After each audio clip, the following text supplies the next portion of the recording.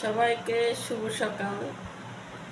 আরেকটা নতুন সকাল আমাদের সৃষ্টিকর্তা আমাদেরকে সুযোগ দিয়েছে দেখা, সেজন্য প্রথমেই সৃষ্টিকর্তাকে ধন্যবাদ দিই।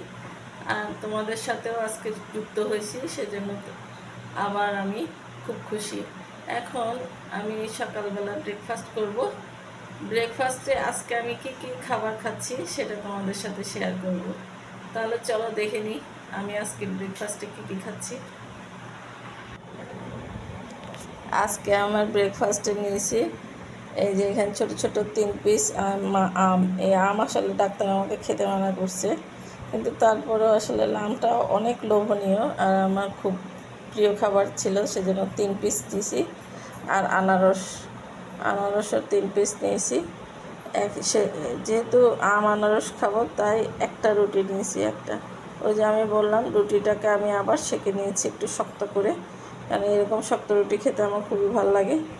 আর ডিমটা আসলে একটু পুড়ে গেছে এই সাইড দিয়ে, একেবারে পুড়ে নাই। এই যে ডিম পোস্ট নিয়েছি।